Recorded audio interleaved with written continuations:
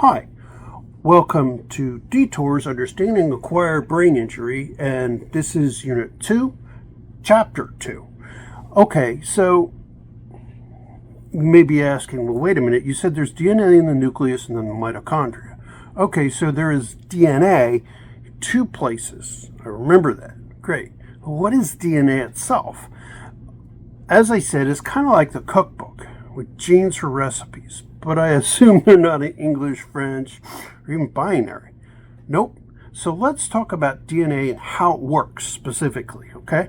Now, DNA is an acronym for deoxyribonucleic acid. That's a mouthful. Okay, so you may understand the word oxygen and acid and nucleus, right? Well, sort of, but that name relates to the structure, how DNA is put together, and you heard that I spoke about RNA briefly. Biologists aren't so great at naming things. DNA is a very long molecule with repeating units again and again. There's a name for that. The name for that is polymer. There are things that are natural and synthetic that are called polymers. Polymers, which are made by living things, repeated units again and again, are called biopolymers. DNA is a biopolymer. RNA is a biopolymer. Proteins are biopolymers. The thing about DNA is it's very flexible, which is helpful because it then can be coiled up into all kinds of different shapes. Naturally, it forms into that double helix shape, and with the help of a structure called a histone, we talked about these, it could be very tightly wrapped into chromosomes. Okay, now when DNA is coiled up like that into a chromosome, then it's able to be examined, counted, things like that. And it also forms that structure when it reproduces. We will get into that later. Oh, something important. This is what it looks like. This is an image of a device called an electron microscope. These have been around for about a century. Electron microscopes. Okay, so in order to understand DNA and talk about genetics, we need to talk about how DNA works when it's uncoiled, because that is how it is read. DNA strands have a backbone to support them that is made of alternating phosphate and sugar groups. That's what the ribo is in deoxyribonucleic acids. Both DNA strands have a 3 and a 5 end. It's kind of a way to almost like navigate to understand which side. The word prime, you'll hear like 3' or 5' for the ends, help you know. It's got nothing to do with prime numbers or anything. It just is like a navigational tool, because DNA, they run anti-parallel to each other. So they match in opposing directions. I'll get to that in a second. What it essentially means is that 5 meets with a 3', the 3' meets with a 5', so they face in opposing directions. Well, here's an electron microscope photograph. This one shows a little better. Okay, so just like in a book, there are pages, even, odd, even, odd.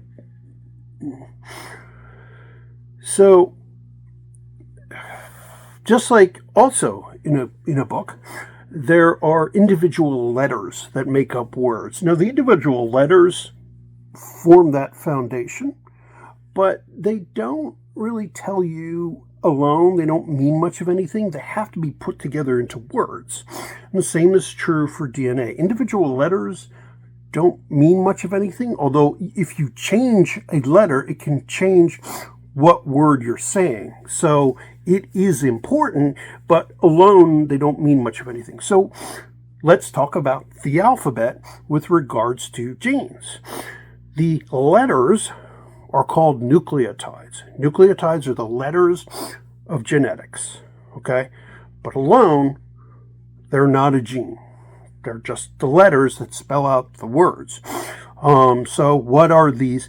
These nucleotides are chemical bases or nucleobases. That's the other term you may hear. Nucleotide, nucleobases. And just like letters, certain combinations are okay to form, like A and O, A and E, or, E and I, or, G and U, or, certain combinations are okay, but certain are not. G and X, L and L and R, or something like that. The same rules apply to the letters, the nucleotides of DNA. So, it's like, so what are the bases? What are the nuclear bases? There are 4 of them. They're Fender, Gibson, Yamaha, and Squier. Wait a second. No, wrong presentation. I apologize for that. The chemical bases are adenine, thymine, guanine, and cytosine. Let's try that again. Adenine, thymine, guanine, and cytosine. Okay? Those are the 4 nuclear bases, not cool bases, but they're the chemical bases.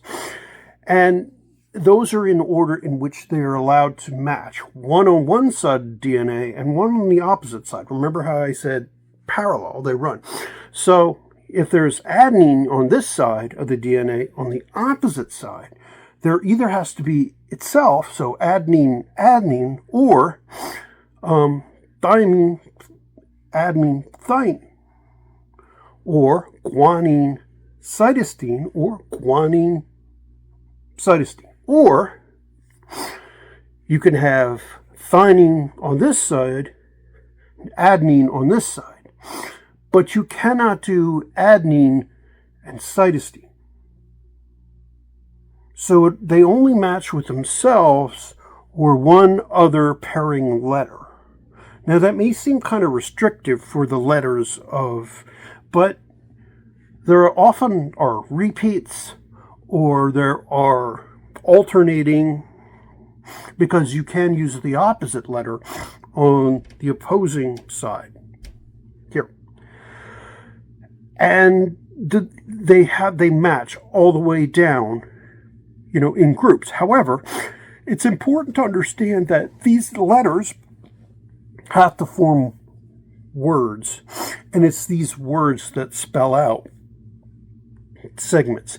These words, when they're put together, are referred to as codons.